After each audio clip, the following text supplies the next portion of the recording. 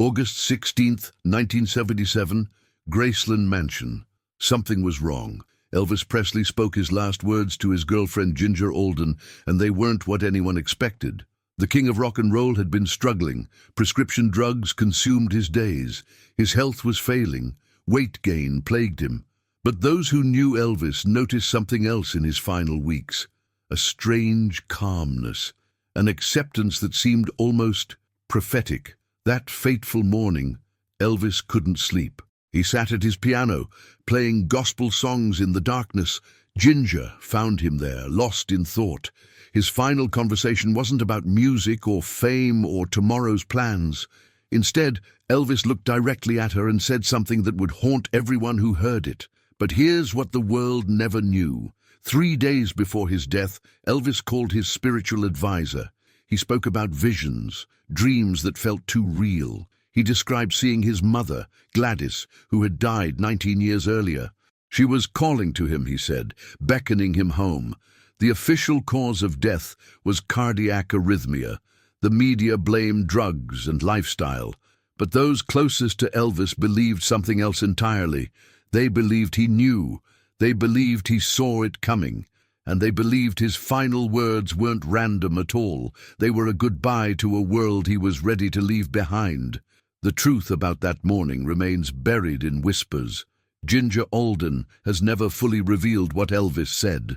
She's hinted at it, danced around it, but the complete conversation, that secret died with the king. Elvis had been reading spiritual books obsessively, the Bible, Eastern philosophy, books about life after death. His bodyguards found these materials scattered throughout Graceland, underlined passages, handwritten notes in the margins, all pointing to one thing: preparation. Dr. Nick, Elvis's personal physician, noticed the change too. In their final consultation, Elvis asked strange questions. Questions about the soul, about whether consciousness survives death, about whether some people are meant to leave this world early. The staff at Graceland remember his behavior that week. Elvis gave away jewelry to strangers. He hugged people longer than usual. He told his father Vernon things he'd never said before: love, gratitude, forgiveness, as if he was tying up loose ends. Red West, his former bodyguard, received a call from Elvis just days before. They had been estranged for months after Red's controversial book, but Elvis wanted to make peace. The conversation lasted 3 hours. Red later said Elvis sounded like a man preparing for a journey. Lisa Marie was only 9 years old then, but even she sensed something different about her father. Years later, she would recall how he held her during their final visit, how he whispered promises about watching over her, how he seemed to be memorizing her face. The maids at Graceland reported finding Elvis in unusual places those final days, sitting in his mother's old room, standing in the kitchen where she used to cook, touching objects that belonged to Gladys, as if he was connecting with her spirit. Colonel Parker, Elvis's manager, had noticed the king's detachment from upcoming commitments. Elvis showed no interest in tour dates, no excitement about recording sessions. It was as if future plans held no meaning for him anymore. The gospel singers who visited Graceland that week were struck by Elvis's intensity. He sang hymns with desperate passion. His voice cracked with emotion. He spoke about meeting his maker, about being ready for whatever came next. Priscilla, his ex-wife, had a troubling phone conversation with Elvis 3 days before his death. She later described his voice as peaceful but distant. He talked about mistakes, about regrets, about hoping she would understand someday. The security footage from Graceland tells its own story. Elvis moving through the mansion like a ghost, pausing at photographs, touching mementos, spending long minutes in rooms that held memories. The behavior of a man saying goodbye. His cousin, Billy Smith, was one of the last family members to see Elvis alive. Billy noticed something in Elvis's eyes that night. A finality, a resolution. When Billy tried to make plans for the weekend, Elvis simply smiled and said he wouldn't be available. The prescription bottles found in Elvis's bathroom weren't just random medications. Investigators discovered a pattern. Elvis had been stockpiling certain drugs for weeks. more than any one person would need for normal treatment. The amounts suggested intention. Joe Esposito, Elvis's road manager and closest friend, received a package in the mail the day after Elvis died. Inside were personal items, a watch, a ring, a note that simply said, "Remember me." Indeed, the package had been mailed 3 days earlier. The Memphis Mafia, Elvis's inner circle, compared notes after his death. Each had received strange conversations, unusual gestures, cryptic comments about the future. Together, these interactions painted a picture of a man preparing for departure. Elvis's hairdresser noticed he had stopped caring about his appearance that final week.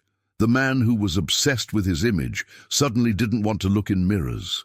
He seemed to be shedding his earthly vanity, piece by piece. The night before his death, Elvis called his stepmother Dee Stanley.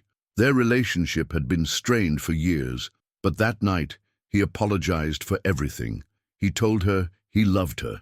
He asked her to take care of Vernon. The call lasted until dawn. Linda Thompson, his former girlfriend, received flowers on August 16th. No card, no explanation, just white roses, her favorite. The delivery man said they had been ordered a week earlier, to be delivered on that specific date. So what were Elvis's actual final words to Ginger that morning? Sources close to the family suggest he said something about going to the bathroom to read, but others whisper about different words entirely. Words about seeing light, about hearing music, about going home to his mother. The truth remains locked away, but perhaps that's how Elvis wanted it. A mystery to match the legend.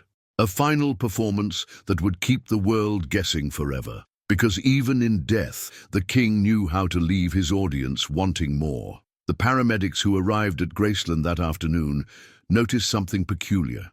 Elvis's body position seemed almost peaceful. Not the contorted pose of someone who suffered a sudden heart attack, but the relaxed posture of someone who simply let go. Charlie Hodge, Elvis's longtime friend and guitarist, was staying at Graceland that week. He woke up at the exact moment Elvis died, 3:30 p.m. Charlie felt a strange chill run through the mansion, as if something had left the building forever. The coroner's report contained details that were never released to the public, trace amounts of chemicals that didn't match any prescribed medications, residue that suggested Elvis had been experimenting with substances related to out-of-body experiences. Graceland's cook, Pauline Nicholson, prepared Elvis's final meal request. But he never came to eat it. She found a note in the kitchen later that evening. In Elvis's handwriting, "Thank you for feeding my soul all these years." The groundskeeper at Graceland reported seeing lights in Elvis's bedroom hours after his body had been removed. Soft, pulsing lights that couldn't be explained by any electrical source. Local paranormal investigators later confirmed similar phenomena. Elvis's personal jeweler received a mysterious call the morning of August 16th. A voice that sounded exactly like Elvis ordered a custom piece, a golden cross inscribed with "Until we meet again." The caller hung up before providing payment details. The last photograph ever taken of Elvis alive was shot by a fan outside Graceland's gates on August 15th.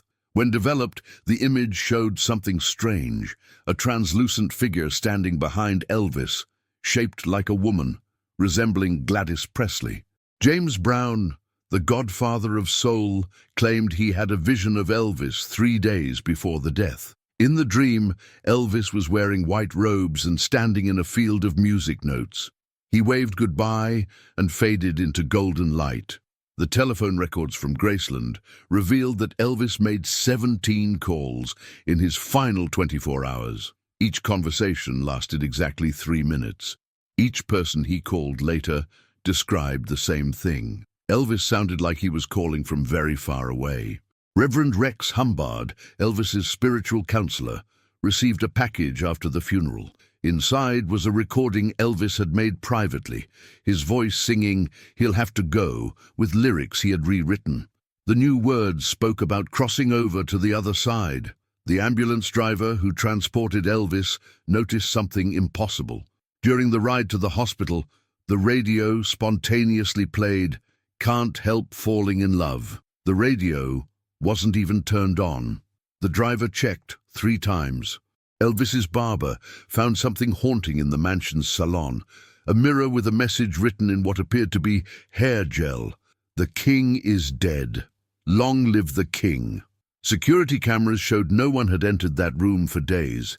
The pilots of Elvis's private jet, the Lisa Marie, reported instrument malfunctions at 3:30 p.m. on August 16th. All communication equipment went dead for exactly 4 minutes. When systems restored, they heard faint music playing through the static, gospel music. Dr. Francisco, the medical examiner, made a statement he later retracted. He told a colleague that Elvis's brain showed patterns he'd never seen before. Neural activity that suggested the subject had been experiencing visions or prophetic dreams for weeks. The last letter Elvis ever wrote was found in his desk drawer after his death. Addressed to no one specific, it read, "The show must go on, but not for me. I've heard the final encore. The stage lights are dimming. It's time for this performer to take his final bow." Fans gathered outside Graceland reported hearing Elvis's voice carried on the wind that evening, singing "Amazing Grace" in perfect harmony. The phenomenon was captured on multiple audio recordings, yet acoustic experts couldn't explain the source. The makeup artist who prepared Elvis for his funeral noticed something extraordinary. Despite being dead for hours, Elvis's skin had a warm, golden glow, as if light was emanating from within his body. The phenomenon faded only after the viewing ended. Elvis's spiritual books were found open to specific pages after his death. Each bookmark marked passages about souls choosing their departure time, about consciousness transcending physical death, about love being the only energy that survives. The Memphis newspapers received an anonymous poem the day after Elvis died. Written in perfect meter, it described a king who knew his kingdom was ending, who chose to leave before his crown tarnished. The handwriting analysis was inconclusive, but the paper matched Graceland's stationery. Guitar strings throughout Graceland snapped simultaneously at midnight on August 17th. Every single instrument in the mansion, the piano keys played a ghostly chord that housekeepers heard echoing through empty rooms, as if the music itself was mourning. Vernon Presley found a sealed envelope in Elvis's bedroom safe weeks later. Inside was a detailed will, written entirely in Elvis's hand. But this wasn't the legal document. This was a spiritual will, instructions for how his soul wanted to be remembered. The final entry in Elvis's personal diary, discovered years later, contained just 12 words. "Mom is calling me home. The music here has grown too heavy to carry." And so, the mystery deepens. Did Elvis Presley know he was going to die? The evidence suggests something far more profound. Perhaps Elvis didn't just know he was going to die. Perhaps he chose when to leave. Perhaps the king of rock and roll orchestrated his own final performance. The truth may never fully emerge from the shadows of Graceland, but one thing remains certain. Elvis Presley's death was as extraordinary as his life. And somewhere, in the space between legend and reality, the king's final words continue to echo through eternity. The night security guard at Forest Hill Cemetery, where Elvis was originally buried, reported seeing a figure in a white jumpsuit visiting the grave. Multiple witnesses confirmed the sightings. The figure would stand silently, then vanish when approached. This happened for exactly 42 nights after the burial. Ginger Alden finally broke her silence in a sealed interview with the FBI years later. The transcript, leaked decades after, revealed Elvis's actual final words. "I'm going to the bathroom to read. Don't wait up for me, baby. I won't be coming back to bed tonight." The bathroom where Elvis died held more secrets than anyone realized. Hidden behind a false wall, investigators found a collection of letters Elvis had written to himself, each dated exactly 1 week apart, each describing dreams about his death in vivid detail. Sun Records, where Elvis first recorded, experienced strange phenomena for months after his death. Studio equipment would spontaneously record empty tracks.